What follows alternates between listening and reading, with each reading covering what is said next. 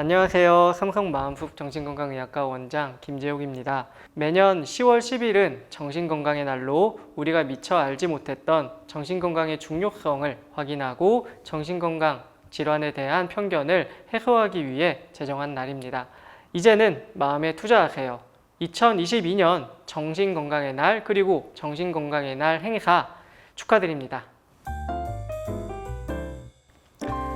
안녕하세요. 마음우체국입니다. 오늘은 삶이 지겹게 느껴지신다는 사연이 도착을 해서 이 사연에 대해서 얘기를 해볼게요. 사연자분은 평범한 20대라고 하셨고 무엇을 해도 감흥이 없고 삶이 너무 무료하다고 하시네요. 이런 기분을 느낀 지는 10년이 넘었고 사는 것이 지겨워서 그만 살아도 아쉬울 게 없다라는 생각이 든다고 하십니다.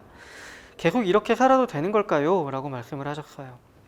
사실 진료실에서도 그렇고 이제 제 개인적으로 질문 받는 것도 그렇고 삶이 지겹다, 무기력하다 얘기를 되게 많이 하세요. 그런데 이 얘기를 조금만 더 깊게 들어가 보면 죽음에 관한 얘기들이 나오기 시작합니다. 내가 당장 죽고 싶다는 건 아닌데 이렇게 사느니 이제 죽음도 나쁘진 않겠다 또는 죽음도 하나의 선택지 같다의 의미로 말씀하시는 분들이 굉장히 많아요. 그런데 저는 이 질문이 우리가 살아가면서 한 번쯤은 당연히 생각해 봐야 되는 질문이라고 생각합니다. 죽음은 언젠가는 찾아오게 되고 그 시기는 아무도 모른다. 이게 대전제죠. 그런데 이 전제를 계속 머릿속에 안고 살아가게 되면 삶이 잘 유지가 되질 않아요. 내가 언제 죽을지도 모르는데 공부를 할 필요도 없는 거고 직장을 다닐 필요도 없는 거죠. 그래서 사람은 무의식 중에 이 굉장히 중요한 주제를 저 한켠으로 이제 밀어놓게 돼요.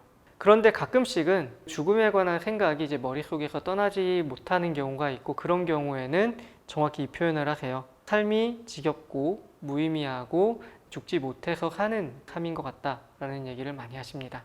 이런 분들과 얘기를 할 때는 결국엔 죽음에 관해서는 어떻게 생각하시는지 그리고 그 죽음에 가는 과정으로서의 삶에 관해서 한번 물어보게 돼요. 삶이라고 하는 게 내가 무언가를 달성해야 되는 목적이 있는 삶도 분명히 있으실 거예요.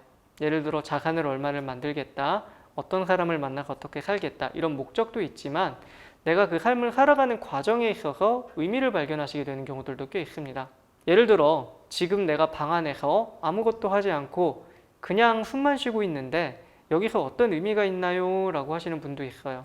그런데 그 의미를 제가 못 찾았던 적이 없습니다. 가장 기본적인 의미는 존재로서의 의미죠. 누군가의 자녀고 그 자녀가 아직 살아있다 라는 것만으로도 의미가 있는 거예요.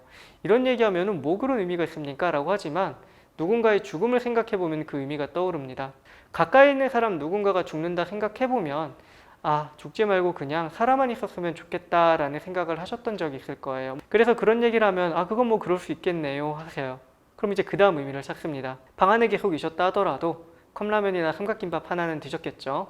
그러면 경제에 있어서 무언가를 소비하는 주체로서의 의미는 있으신 거예요. 그분이 소비를 해주신 덕분에 누군가는 월급을 받을 수 있고 누군가는 농사를 지을 맛이 나는 거죠. 삶이 무의미하고 목표가 없다고 하시는 분들에게 억지로 저는 목표를 만들어 드리려고 하진 않아요. 제가 어차피 만들 수 있는 목표가 아니에요. 현재 그분의 삶에서 그분이 어떤 의미를 가지고 있는지 가치를 지니고 있는지 그런 식으로 하나씩 찾아 나갑니다. 오늘 이제 지하철을 타고 오셨어요. 붐비는 지하철의 하나의 배경으로서 다른 사람의 삶에 역동성을 줬을 수도 있는 거예요. 이런 식으로 그 사람의 의미를 하나하나씩 찾다 보면요. 사람이 조금씩 달라집니다.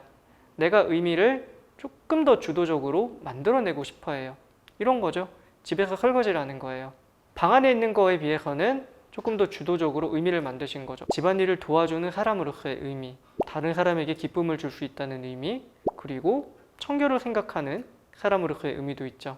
그런 식으로 삶의 의미를 하나씩 발견해 나가다 보면 삶이 다시 정의가 됩니다. 지금 이 사연을 보내주신 분은 본인의 삶의 의미를 찾아내지 못하시는 단계인 것 같아요. 그래서 이 영상을 보고 본인이 혼자서 시도를 해보셔도 괜찮고 그게 어렵다면 상담을 하실 수 있는 다른 분을 찾아가시는 것도 괜찮겠다 생각이 듭니다. 그 의미를 충분히 발견하시고 난 다음에 내 삶의 목표가 생기신다면 그게 아마 삶을 지루하지 않게 만들어주는 하나의 요소가 될 수 있을 것 같습니다. 오늘 사연은 조금 무거운 주제이기는 하지만 저는 누구나 한 번쯤은 생각해 봐야 되는 주제라고 생각을 해요. 그래서 영상 시청 마지막까지 하셨다면 한번 죽음에 관해서 그리고 내 삶의 의미에 관해서 고민을 해주셨으면 좋겠습니다. 오늘 마음우체국 여기까지 하겠습니다. 감사합니다.